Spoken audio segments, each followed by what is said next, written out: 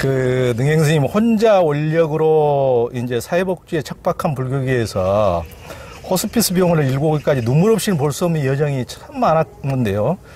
이 병원이 오기까지 어떻게 가능했어요? 그 여기에는 이제 1만 명 가까운 후원자들이 매달 10,000원에서 30,000원씩 이렇게 내는 후원금으로 주로 운영한다면서요? 네네. 어떻게 운영하십니까? 뭐 하여튼 2000년도에 청주에 그 불교 호스피스가 최초에 이제 지어졌을 때 그 하여튼 짓는 건축비에서부터 우리가 이제 후원금이 후원 제도가 만들어졌고 후원금에 의해서 이제 그 종토마을, 청주 종토마을이 만들어지고 또 그 운영도 이제 13년 동안 그 후원금으로 이렇게 그분들과 그분들의 가족들에 대한 지지를 온전히 무료로 다 이렇게 해낼 수가 있었어요. 네, 그래, 그다음 이제 이 병원을 짓는 것도 역시 마찬가지로, 누가 이렇게 큰 많은 돈을 내거나 그런 것보다도, 그냥, 10,000원, 20,000원, 30,000원 이런 후원금이 모여서 벽돌이 한 장씩 모여서 저 병원을 지은 것처럼 이제 그렇게 해서 짓는 과정에 이제 자재병원은 두 분의 큰 휴자가 계시긴 했습니다. 네, 첫 번째로는 삼성의 이건희 회장님께서 이 병원에 대한 정말 좋은 그 가치를 그 생각하셨고 당신이 그냥 회사 돈이 아니라 당신 개인 돈으로 이 병원 정말 가치 있고 있는 병원이고 우리 불교계에 꼭 필요한 병원이다. 그래서 당신이 좀 많은 돈을 자재병원 짓는데 이제 기부를 하셨고, 그다음 두 번째로는 이제 제주도에 살고 계시는 노부부가 당신이 살고 있는 그 자택을 팔았어요. 자택을 팔고 당신들은 투룸으로 이사를 가시면서 그 자택을 팔아서 이제 주셨는데 그 시즌이 병원이 중간쯤 올라가면서 이제 돈이 좀 떨어져서 저희가 공사를 못하고 멈추었을 때가 있거든요. 그럴 때 이제 그런 소문을 들으시고 당신이 그 집을 팔아서 이제 주시는 바람에 그 돈을 가지고 또다시 이제 공사를 할 수가 있었습니다. 이제 그 두 분께서 이제 주시는 큰 돈들이 이 자재병원을 완성하는데 또 크게 힘이 되었고 그 외에 나머지는 다 뭐 10,000원, 20,000원, 10만원 이렇게 소소한 돈들이 모여서 자재병원을 내가 3년 만에 완공을 했습니다. 하고 난 뒤 이제 병원을 지을 때는 호스피스 전문 병원으로 지었는데 막상 2013년도에 짓고 나니까 지금처럼 호스피스 완화 의료 전문 병원으로 그 허가를 내기가 그 시즌이 좀 일렀던 거예요. 그래서 정부에도 준비를 해야 되는 기간이 있는데 그거 하고 저희가 병원 지은 시기하고 좀 맞지 않아서 어쩔 수 없이 이제 요양병원으로 허가를 내면서 1층 전체를 이제 호스피스를 깔았죠. 깔아서 2, 3층은 요양병원, 1층은 호스피스 이렇게 해갖고 이제 10년 동안 이제 운영을 할 때 이게 이제 딱 그렇게 요양병원이라는 이름이 딱 들어서니까 사람들이 다 이제 병원을 지었다고 생각하시고 이제 후원이 3분의 2가 다 없어졌어요. 후원자가. 저도 참 제가 이렇게 참 내가 무모한 사람이구나 하는 것을 가끔 깨달는데 그때가 언젠가 하면 그냥 저는 병원을 짓는 데 집중했지 병원을 어떻게 운영할 것이에 대해서 고민을 안 했던 거죠. 그리고 이거를 요양병원을 했을 때 어떤 문제가 발생할 거라는 것에 대해서도 대안이 없었던 거예요.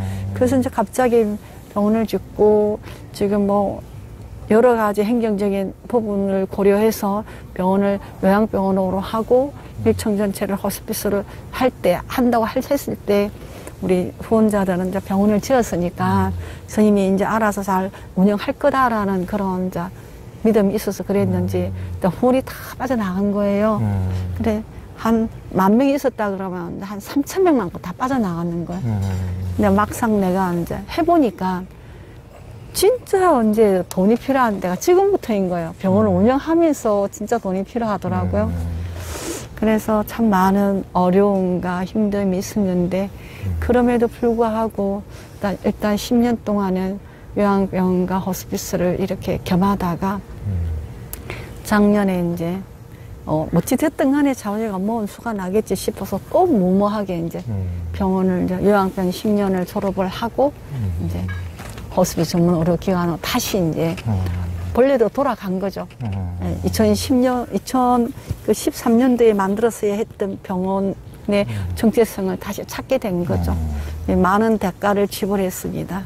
많은 대가를 지불하고 또 마음으로도 물질적으로도 몸과 마음이 다 함께 그 대가를 지불하면서 그 생애 말기 암 환자들에 대한 돌봄의 그 기반을 새롭게 다지게 됐는데 하여튼 뭐 세상에 공짜가 없구나.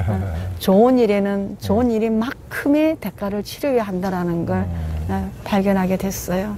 그래도 말 또 어찌됐든 간에 뭐 어떻게 해서든 간에 이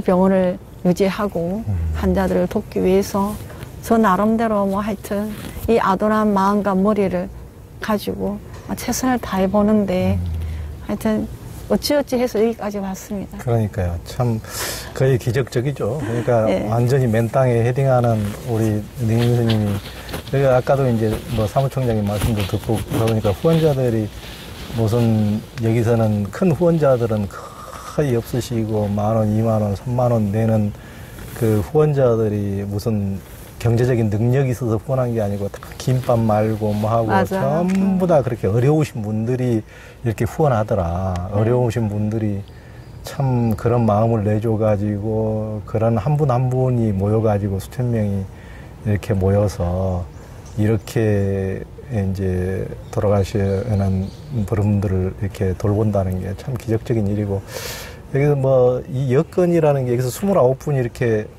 이제 입원해 계신 말기암 환자들이 입원해 계시는데 그 중에서 요즘 여건이 진짜 가족이 와서 돌보시는 분도 한두 분에 불과하고 이제 뭐 간병인 같은 경우도 뭐 한 달에 간병인 쓰려면 430만 원에 들어서 그것을 쓰시는 분도 한 분밖에 없을 정도로 그러다 보니까 너무 여기에 종사하시는 분들에게 모든 것이 가중돼 가지고 너무 힘드시고 너무 힘드시고 그러니까 여기 어떻게 보면은 또 의료인들도 도시에서 근무하려고 그러지 이런 시골에서 근무하려는 또 의료인들도 많지 않고 이게 자연 경관은 참 좋고 그러긴 하지만 그렇게 그런 여건들이 너무 어려운데 아까도 이제 스님 상자분들도 지친 몸으로 찬자님하고도 같이 하면서 여기서 참 돌아가신 분들 이렇게 돌보시면서 다른 데 같으면은 이제 의사나 간호사들이 직접 임종자들을 막판에 자기들이 직접 다 케어를 해야 되니까 그분들이 받는 스트레스가 너무 심한데 임종실에 오면은 거의 80%는 여기 스님들이 직접 해서 이제 케어를 하니까 마지막에 최고의 부담은 스님들이 감당을 하게 되고 그나마 의료인들이 그나마 그것 때문에 버틸 수가 있고 그 대신 이제 스님들이 이제 그 돌아가신 분을 마지막에 케어를 해야 되니까 스님들이 또 갖는 또 그 스트레스라든가 힘은 엄청나게 배가 되게 되고 많은 소진이 되죠. 그러니까 그걸 참 그 고통의 이 자비의 마음이 아니면은 그걸 감당해낼 수 없는 참 그런 일인데 그런 것을 참 해간다는 것 자체가 참 대단한 일입니다. 이 자재병원이 이제 몇 개월 전에 지난 4월에 이제 입원형 16병상하고 호스피스 완화 의료병동 25병상을 허가받아가지고 예전에 이제 요양병원이었는데 이번에 이제 호스피스 완화 의료 전문기관으로 이제 재출범을 했어요. 요양병원이 이제 호스피스 전문병원이 되면 달라지는 게 뭐가 있습니까? 이제 우리가 요양병원, 그러니까 정토말 자재 요양병원으로 해서 2013년도부터 한 10년 정도 이제 운영을 했죠. 네, 그러다 보니까 이제 그 요양병원 안에 호스피스를 한 이제 10베드 정도를 이제 허락해 주셨어요. 복지부가. 그래서 하다 보니까 너무 베드가 너무 작은 거예요. 대상자가 많고. 그래서 네, 어쩔 수 없이 이제 요양병원은 그 이상은 베드를 안 주는 거예요. 그래서 이제 요양병원을 포기를 하고 작년에 한 6월 달부터 이제 준비해가지고 요양병원을 완전히 포기하고 다시 이제 리모델링 해가지고 이제 이게 우리 한국의 그 호스피스의 기준법이 있거든요. 네. 안어료법이 그 법에 맞추어서 다시 병원을 리모델링 해가지고 이제 그 우리가 작년에 올해 이제 2023년도 1월 1일부로 이제 그 호스피스 전문 의료기관으로 인증을 받았는데 이게 네. 이제 다른 것은 병상수를 네. 이제 우리가 좀 더 많이 확보할 수 있는 야. 그런 어떤 폭이 넓어진 거죠. 그래서 이제 뭐 시작은 16병상, 그 다음에 지금 이제 29병상 이런 식으로 네. 차근차근 예. 병상수를 넓혀가면서 네. 생애 말기 암 환자들에게 좀 더 많은 혜택과 좀 더 많은 병상을 확보해서 도움을 줄 수 있게 된 거죠. 예. 우리나라 그 보건 시스템이 현실에 잘 여건에 잘 안 맞아가지고 이제 여기뿐만 아니고 여러 군데 그런 얘기들은 종종 들려오긴 하던데 현장에서 이렇게 하시는 분들이 어렵게 굉장히 어렵다고 들었는데 상황이 어떻습니까? 네, 근데 뭐 일단은 요양병원 안에 열병상을 할 때는 그래도 좀 잘 몰랐어요. 네. 이렇게 많이 힘들다는 걸. 근데 실제로 이제 호스피스 완화로 전문 기관으로 인가를 받고 호스피스 전문 병원을 이제 딱 시작을 해보니까 이제 뭐 의사도 환자의 20명에 1명꼴로 있어야 하고 간호사는 거진 1대1 비율로 간호조무사는 또 들어올 수 없고 또 전문 간호사만 환자 한 명에 뭐 간호사 한 명 정도 꼴 이렇게 이제 비율이 돼야 이게 이제 돌아가는 거예요. 그다음에 그러니까 이제 인력적인 측면에서 너무 어렵고 또 두 번째는 이제 젊은 간호사 선생님들이 다 잘 젊었거든요. 네, 젊은 사람들인데 이분들이 매일같이 하루에도 한 명도 하루 한 번도 임종하는 환자가 발생하지 않는 경우가 없는 거예요. 이제 숫자가 병상수가 많아지니까. 그럼 이제 이 친구들이 낮에도 밤에도 뭐 밤낮 없이 임종 환자를 돌봐야 하는데 일반 뭐 요양병원이나 일반 병원이나 호스피스 전문 병원이나 그 급여가 똑같은 거예요. 그러니까 이 젊은 친구들이 급여가 좀 많아도 그래도 조금 이한을 받을 수 있을 텐데 급여는 다 비슷하게 받는데 이 친구들은 밤낮으로 임종 환자를 봐야 하는 그러니까 어찌 보면은 정말 어려운 상황에서 일을 하게 되니까 이직률이 너무 많은 거예요. 이직률이 너무 많고 그래서 이제 정부가 이렇게 열악한 정말 어려운 환경에서 일하는 우리 선생님들에게는 특별히 좀 더 그 수가를 좀 더 높여줘야 된다고 생각이 드는 거예요. 그래야 이 친구들이 그래도 좀 지지를 받고 응원을 그렇죠. 받으면서 좀 더 지속적으로 일을 할 텐데 급여는 똑같고 일은 너무 힘들고 그러니까 뭐 이직률이 너무 많고 그 다음에는 이게 이제 생애 말기 암 환자들이다 보니까 너무 많은 차원의 돌봄이 필요하지 않습니까? 봉사자도 많이 필요하고 또 영적 돌봄의 차원도 다양하고 이런 것들이 자연스럽게 다 이렇게 보충이 되어야 마지막 생애 질이 좀 높아질 수 있는데 이것도 전부 다 돈하고 관련이 되고 그러다 보니까 이건 뭐 국가가 지금 국가가 주고 있는 이 보험수가 가지고는 정말 뭐 택도 없는 일이고 정부나 그 다음에 또 주변에 있는 기업이나 이런 데서 전폭적인 지지가 있어야 되겠다라는 생각이 들고 또 이제 정말 이제 병상수가 올라가면 올라갈수록 절감하는 문제가 뭐가 있나 하면 아니 우리가 한 옛날에 그 청주송도 마을 같은 경우에는 보호사가 와서 다 돌봐주시고 이렇게 했거든요. 그리고 이제 우리가 자제병원 할 때도 열병상이니까 막 그 정도는 우리가 커버를 해서 나갔어요. 보호자가 없어도. 지금은 이제 29병상에서 또 더 추가를 하려고 준비를 하고 있는데 특색이 뭔가 하면 2023년에 이 생애 말기 암 환자들의 환경을 보니까 혼자 죽는 거예요. 가족이 없어요. 자식이 되었던, 부모가 되었던, 누가 됐든 간에 아주 작은 가족 구성원들이 뭐 일부는 다 이제 생계 유지를 위해서 돈을 벌러 가야 되고 환자는 혼자 아파서 죽어가야 하고 이런 상황인 거예요. 예. 그러다 보니까 환자를 돌봄할 수 있는 보호자가 없는 이제 정말 혼자 정말 고독사처럼 혼자 죽어가야 하는 세대가 이제 비로소 닥친 거죠. 그러면 이제 보호자가 없으면 보호자가 해야 할 역할들이 있는데 그걸 어떻게 할 것인가 너무 고민이 되는 거예요. 그래서 당장 우리 스님들이 아파서 오셔도 보호자가 없습니다. 요즘에 출가하는 사람들이 작다 보니 와서 누가 시봉을 그렇죠. 하냐고요. 그러니까. 스님도 없고 예. 일반 제자도 없고 예. 보호자가 없는 세대가 되었습니다. 그냥 이걸 어떻게 해결할 건가 고민 많이 했어요. 그래서 옛날에 청주 정초마을 하스피스 할 때 예.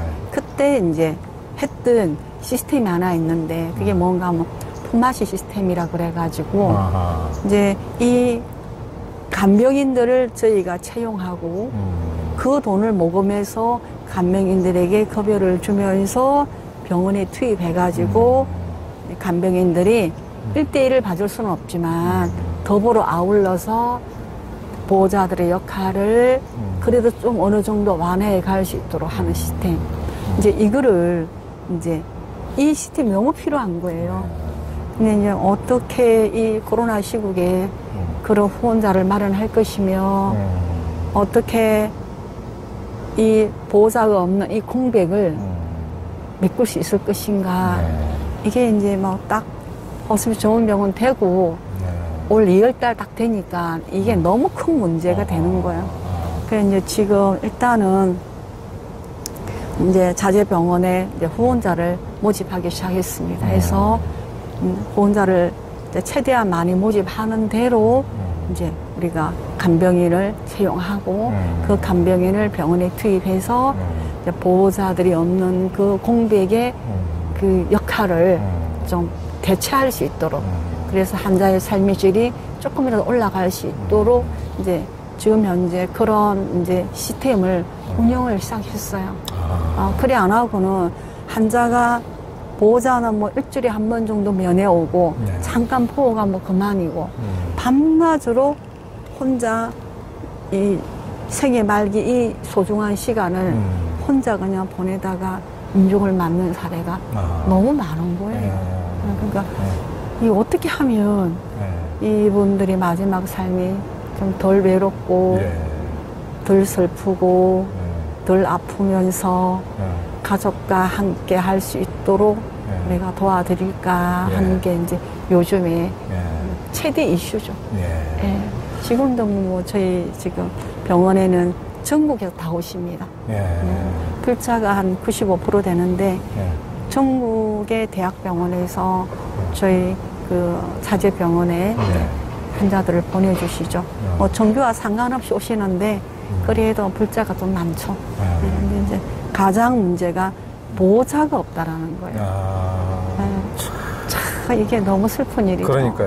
그러니까 지금 현대 사회의 적나라한 그런 문제점이 제일 많이 드러나는 곳이 이것을 보면 딱 보일 것 같아요. 그렇지 않아도 예전에는 식구도 많고 하니까 뭐 가족 중에 누군가가 일하는 사람이 좀 보호도 하고 또 예전에는 나름대로 또 의무감이랄까 효심이랄까 이런 것 때문에 했는데 요즘에는 자식도 그렇게 많지도 않고 한둘인데다가 다 먹고 살기 또 바쁘고 또 그러다 보면은 이제 혼자 환자만 덩그러니 이렇게 방치해 놓고 이렇게 하는데 그러면은 뭐 형제 자식도 다 내팽개친 곳을 이곳에 그냥 던져 놓으면은 이곳에 어떻게 보면은 여건도 잘 의료 수가도 이렇게 낮은 간호사와 이런 사람들이 그 자기 부모 형제도 아닌 사람을 죽도록 죽어가는 사람들을 돌보고 이러다가 여기 있는 사람도 다 스트레스로 죽어가게 생긴 지경인데 그러니까 이런 현실이 정말 알고 보면 참 기가 막힐 것 같아요.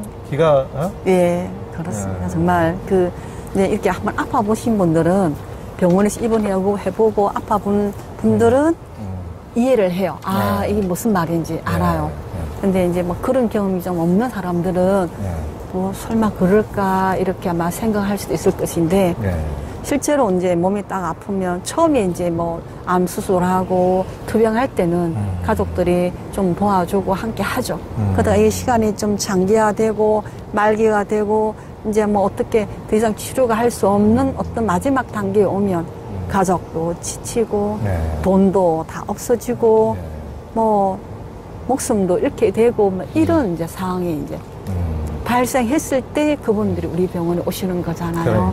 그러니까 보호자는 보호자대로 자기 생존을 위해서 노력을 해야 하기 때문에 일터로 가야 하고 또 몸이 아픈 사람은 가족도 필요하고 돌봄도 필요하고 또 좋은 의사와 좋은 간호사의 그런 지지와 돌봄도 절대적으로 필요한 시기인데 이때 이제 모든 것들이 예, 보호자는 보호자로 지쳐서 환자는 환자대로 지치고 네. 그러면 저희들은 이제 이게 들어오면 최대한 의사나 간호사나 뭐 영적 돌봄가들이나 뭐 사회복지사 뭐 봉사자 모두가 다 협력해서 그분들의 이제 도와야 하는데 가장 이제 문제가 그런 의료진들의 그런 어떤 수가가 네. 일반 병원 수가에 비해서 정말 적어도 한 10% 정도로 높아야 되지 않는가.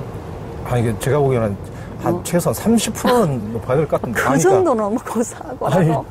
그러니까 그 맨날 죽어가시는 분을 받는 스트레스는 이게 강도가 다르죠. 일반 환자들하고. 그렇죠. 네네. 병원도 중환자실, 제가 아는 뭐 이렇게 조카들이나 이런 애들도 중환자실에서 있으면은 그 스트레스가 그냥 일반 병실하고 차원이 다르거든요. 네. 그러니까 그런 것을 어느 정도 감안하지 않으면은 탁상에서 행정을 해버리면은 이런 데 와서 직접 이렇게 보고해야 되는데 참 그런 점이 너무 안타깝네요. 그래서 이제 지금도 뭐 그래도 이제 호스피스 의료진들에 대해서 좀 수가를 그래도 좀 준다고 정부는 열심히 또 이렇게 하긴 하지만 실제 현장에 와서 이렇게 딱 보면은 뭐 일반 병원이나 요양병원이나 그 수가가 별반 다르지 않아요. 의료진 수가가. 네. 그러니까 매일같이 사람이 돌아가시는데 밤낮으로 그분들을 돌봐야 할 때 네. 그래도 그 수가는 일반 병원이나 요양병원이나 이런 데보다는 적어도 최소 20% 정도, 10% 정도 이상은 높아야 그래도 이 사람들이 좀 자긍심을 가지고 힘을 내서 좀 돌봐야 할 텐데 네. 그래서 그러다 보니까 이게 충족이 안 되니까 계속 이직이 그러니까. 이직이 많아지고 네. 의사 구하기도 힘들어지고 네. 간호사 구하기는 더 힘들어지고 네. 그러니까 인력 구인난이 최대의 난제입니다. 그러니까. 그러니까 여기서는 이제 봉사자들끼리만 할 수 있는 것도 아니고 직접 그럼요. 환자를 돌봐야 되는 전문 의료진이 있지 않으면 병원이 안 되는 곳인데 그렇기 때문에 예전에는 그냥 무조건적인 봉사의 헌신만 강요했는데 유럽 같은 데는 뭐 어려운 일 해도 오히려 그 뭐 국제 기약이구나 난민기구도 그 사람을 또 오히려 급료나 다 줄 만큼 주고 다 유럽으로 이제 그런 시스템이 정착이 되지 않습니까? 그러니까 이제 사회가 어느 정도 되면은 일방적인 막 헌신을 강조하면 자기는 헌신도 안 하고 뭐 그렇게 상대방에게 헌신을 강요하면 이게 사회가 되지를 않는 것 같아요. 그러니까 어느 정도 그게 이제 보장이 안 되면은 참 이게 현장에서는 참 어려워질 수밖에 없는 것 같아요. 그래서 이제 요번에 예. 이제 좀 이제 우리 이 울산 지역에 있는 기업을 한번 예. 좀 방문해서 예. 좀 기업 기부를 좀 한번 받아볼까 이런 계획을 하고 있습니다. 어떻게 하든지 간에 이 의료진들이 예. 여기서 이 일을 해낼 수 있도록 예. 그분들의 뭐 100%는 아니지만 어느 정도라도 뭔가를 좀 충족시켜줘야 되는 네. 그런 과제가 너무 시급하다 보니까 그러니까. 하여튼 뭐 제가 알기로도 우리 능행 스님은 여기 보면은 뭐 호스피스 일을 하는데도 불구하고 이렇게 중차대한 죽어가는 사람들, 다 죽어가는 사람들 이렇게 돌보시는 일에는 보통 불교 일이라는 게 큰 시주자, 보시자 한두 명이 큰 일을 보통 하게 나름인데 우리 능행 스님은 그런 분 한 분도 없이 정말 코 묻은 손 십시일반 2만원, 3만원, 4만원 이렇게 모아가지고 이런 일들을 해오시고 지금까지 이렇게 20년 넘게 이렇게 해오셨는데 제가 옛날에 뵀을 때는 그때는 40대고 여장부 같았는데 지금은 진짜 그때보다 반쪽 대신에 반쪽 반쪽아리가 되셨어요. 그래서 참 그 너무나 그 몸도 약해지시고 한데 이런 일들이 계속 이제 지속되려면은 이렇게 울산에도 좋으신 훌륭한 기업인들도 많이 있으니까 조금 이런 데 나서서 이런 것이 지속 가능하도록 죽음이라는 게 남 일이 아니고 우리 모두의 일이기 때문에 누구도 죽어가는 것에서 예외에 있는 사람은 한 명도 없으니까 이걸 나의 일로 좀 이렇게 같이 이런 일들이 좀 되었으면 참 좋겠습니다.